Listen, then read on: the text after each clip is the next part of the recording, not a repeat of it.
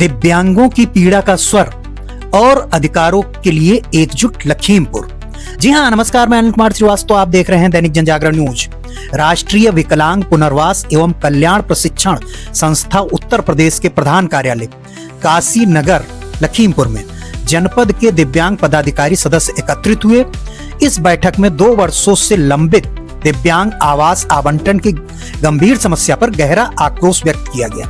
लगभग 150 प्रार्थना पत्र वर्ष 2023 से लंबित हैं, किंतु किसी अधिकारी ने अब तक कोई कार्रवाई नहीं की। दिव्यांग बंधुओं ने बताया कि आयुष्मान कार्ड, राशन कार्ड जैसी सरकारी सुविधाएं भी नहीं बन रही, जिससे उनका जीवन कठिन हो चला है। सूचना के अधिकार के तहत सभी विकास खंडों से आवास आवंटन की जानकारी मांगी गई, पर किसी ब्लॉक ने उत्तर नहीं दिया। प्रथम अपील मुख्य विकास अधिकारी खीरी के समक्ष की गई, जिसके बाद मुकदमा दर्ज हुआ।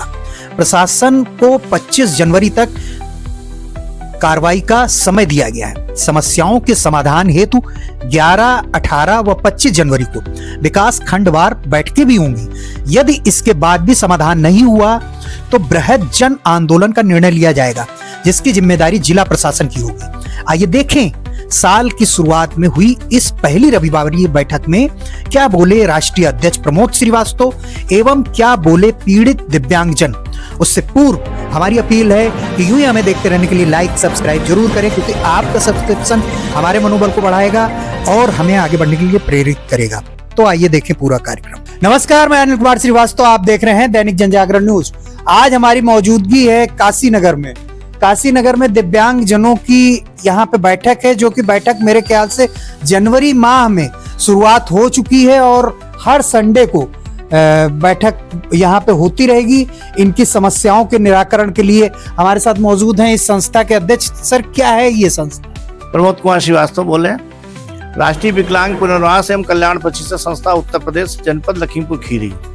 यहाँ पे दिव्यांगों की समस्या ये है कि इनके आवास नहीं बनते हैं और बनाए जब जाते हैं तो बनाने के लिए उनसे पैसों की मांग होती है, जिसे सर्वप्रथम प्रधान और पंचायत सेक्रेटरी मिलकर के पैसा आगाही करते हैं और जो पैसा दे देते हैं उनके तो आवास बन जाते हैं। और जिनके नहीं बने उसमें से 150 विकलांगों के आवेदन जमा हुए हैं सरकारी।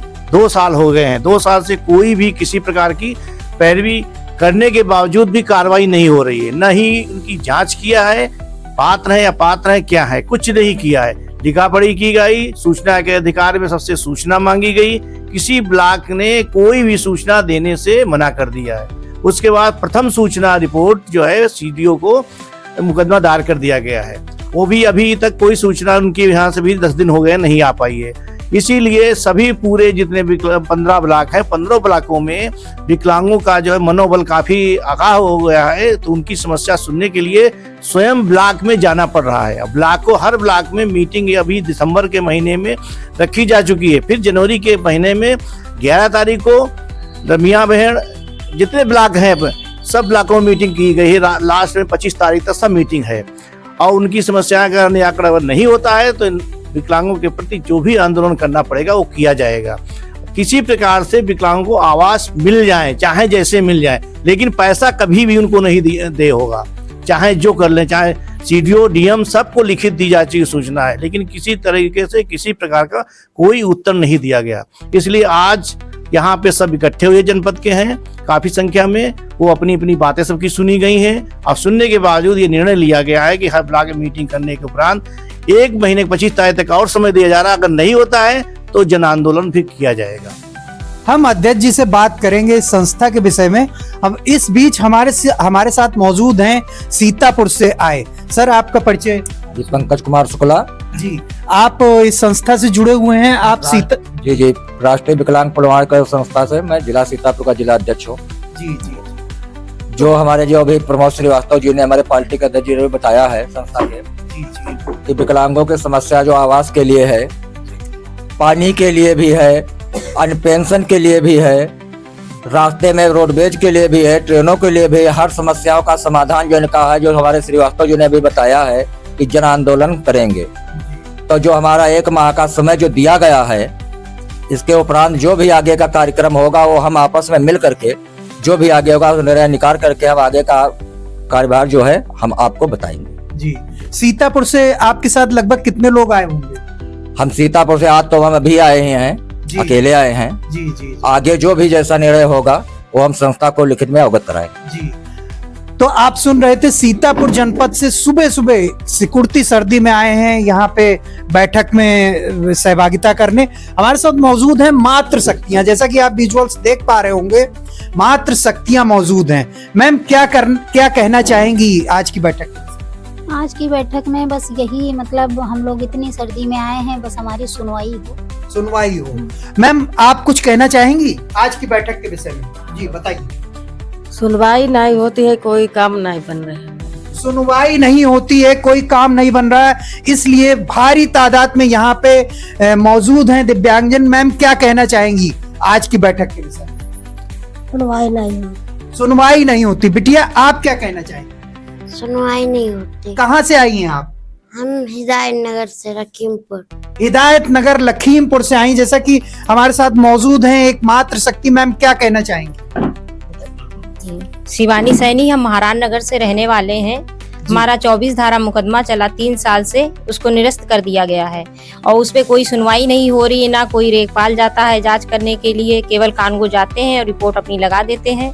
और 612 जो है सड़क के किनारे से है हमारा, और 613 हमारे में उन्होंने कब्जा कर रखा है, न्यू डाल रखी है, उसमें बनाने नहीं दे रहे हैं। इसलिए चाहते हैं कि उसकी सुनवाई की जाए, न्याय हो। हमारे पास कागज हैं और मुकदमा के लिए हम सक्षम नहीं हैं जो हम सिविल कोर्ट से लड़े।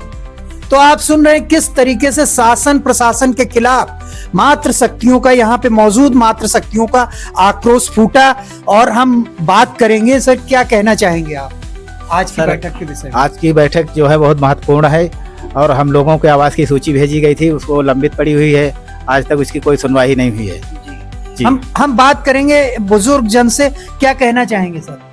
अरे हम लोगों की सुनवाई नहीं हो रही है। बस वाले जो है नहीं बैठालते हैं और खड़े रहते हैं और बस लेकर वो चले जाते हैं। बस है, ट्रेन है, सब में दिक्कत होती है हम लोगों को। कॉलोनी की वो भी दिक्कत है, कॉलोनी भी नहीं मिल रही। जहाँ जाओ वहाँ अधिकारी कोई सुनते ही नहीं है, भगा देता है। तो हमारे साथ मौजूद हैं युवा शक्ति भी। बेटा क्या कहना चाहोगे आज के कार्यक्रम के विषय में? खड़े हो जाओ। हाँ, ये शायद बोलने में प्रॉब्लम है, आप बताइए अंकल क्या कहना? सर यही है कि जो बनने वाले हैं आवास, इनको बनने नहीं देते लोग। इसकी समस्या को दूर किया जाए, इसके लिए आप सब लोगों का हाथ होगा। आप क्या कहना चाहेंगी? अब हमारा राशन कार्ड नहीं बनाई देते हैं और एक जमीन करवाए लेकिन अपने नाम में, तो ये कहा कहते अब घर ही पर हमको नहीं रह देते, कहते हैं घर ही पर नहीं रह दे। तो देखिए किस तरीके से भावुक हो गई हैं ये मातृ शक्ति। हम बात करेंगे, क्या कहना चाहेंगे आप? जी विकलांग जी रहने के लिए जी कुछ भी नहीं है जी, रहने के लिए नहीं है। और हम अब अंदर चलेंगे, आप देख रहे हैं किस तरीके से यहाँ पे आक्रोश फूट रहा है दिव्यांगजनों का। सर क्या कहना चाहेंगे आज के कार्यक्रम के विषय में? और सब ठीक है। हम लोग जब बस से आते हैं तो वो कंडक्टर कहते हैं कि 4-5 लोगों से ज्यादा नहीं बैठा लेंगे, उतारने लगते हैं और हम लोगों को कॉलोनी मिलना चाहिए। दिव्यांगजनों को जैसा कि बस की सुविधा दी गई है, इसके बावजूद बस वाले उतार देते हैं। आप क्या कहना चाहेंगे? हमारे विकलांग भाइयों लोगों को कहीं भी अगर सरकारी योजना का लाभ मिलना चाहिए, सबको सरकारी योजना का लाभ मिलना चाहिए।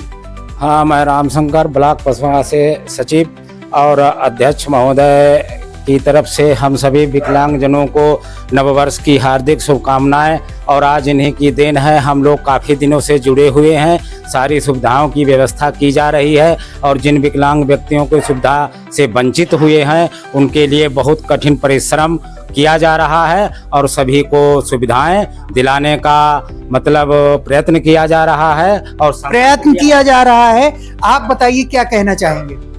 जी मैं मोहम्मदी ब्लॉक जी और वहाँ उपाध्यक्ष चुना गया हूँ ब्लॉक से। और हमारे यहाँ पर जो लोगों को जो आवास मिले हैं दिव्यांगजनों के, उनको भी शौचालय नहीं दिया गया है और कुछ ऐसे जो हैं मतलब विद्यालय जो शौचालय भी नहीं दिया और उसके साथ में जो आवास अभी भी कुछ ऐसे हैं जिनको अभी आवास भी नहीं दिया गया है। हमारे साथ मौजूद हैं बांकेगंज से आए, इतनी दूर से आए सिकुड़ती सर्दी में, क्या कहना चाहेंगे आप? जी सर, मैं ब्लॉक बांकेगंज जिला लखीमपुर खीरी से आया। हमारे जो विकलांग सूची आवास वाली जो सूची थी पड़ी, वो निरस्त कर दी गई, अब भी नहीं आया। और मेरा जो गल्ला कार्ड कट गया और मैंने दोबारा अप्लाई की और वो बन नहीं रही। जून के फार्म जमा है, अभी नहीं सुनवाई कोई हो रही है। तो आप देख रहे हैं किस तरीके से समस्याओं का अंबार है। यहाँ पे इस संस्था ने इस 9 वर्ष पे शुरुआत की है हर रविवार को बैठक करने का, और बैठक के पहले ही चरण में किस तरीके से समस्याओं का अंबार है। हम बात करेंगे सीधे सीधे अध्यक्ष जी से। अध्यक्ष जी, क्या है ये संस्था, थोड़ा इस संस्था के बारे में बताइए, ये कब से शुरू हुई? ये जो है 1992 से संस्था शुरू हुई है, पंजीकृत है उत्तर प्रदेश गवर्नमेंट से भी सेटेलाइट है, और इसमें सुविधाएं जो है करीब 26 प्रकार की सुविधाएं हैं, लगा करके स्वास्थ्य चिकित्सा से लगा करके पेंशन है, आवागमन है, स्कूल भी है, इसमें हर चीज हर सुविधा के लिए इसमें किया गया है। और सब सुविधा मुहैया कराने के लिए संस्था बीज के माध्यम है, किसी से कोई पैसा नहीं संस्था को लिया जाता है, संस्था स्वयं मदद करती है, जो भी उनका वैकेंसी हो चाहे जैसे जाना पड़े वो संस्था करती है। आपने हर रविवार को इस नए साल में एक बैठक की संकल्प लिया है, तो उस पर क्या कहना चाहिए? बैठक संपर्क इसलिए लिया गया कि छुट्टियों में जो है आराम से हर प्रकार से बच्चों से बात भी की जा सकती है, कोई डिस्टर्ब नहीं होता किसी प्रकार का है, नहीं किसी कोई कहता है ऑफिस जाना है, कहीं वहाँ करना कि वहाँ करना, ये कुछ नहीं। इसीलिए बैठक की गई छुट्टी वाले दिन। हर ब्लॉक में द्वितीय संडे को, तृतीय संडे को और चतुर्थ संडे को ब्लॉकों में लगाई गई मीटिंग, हर हिसाब से लगाई गई, सब कहीं है। और सब जाते हैं 10 बजे से 1 बजे तक बैठक करते हैं, समस्या सुनते हैं और निस्तारण उसका वही कराते हैं। अगर नहीं होने आता तो डीएम को या सीडीओ को जिसको कराना हो उससे संपर्क करके कराते हैं उसकी व्यवस्था। दैनिक जनजागरण मंच पे कैसा लगा आपको, और शासन प्रशासन से क्या कहना चाहिए? बहुत अच्छा लगा, और भविष्य में जो है इसी प्रकार से जुड़े रहें और विकलांगों का जो भला होता रहे इसी प्रकार से। शासन प्रशासन से क्या कहना चाहिए? शासन प्रशासन से कह रहे हैं कि वो देखें आंख खोल करके, दूसरे के आंखों से न देखें, अपनी आंखों से देखें क्या हो रहा है विकलांगों के साथ। कम्बल के लिए मैंने लिख के दिया, किसी को कम्बल नहीं विकलांगों को मिले हैं, और मिलते भी हैं तो कह रहे हैं कि देखो अगले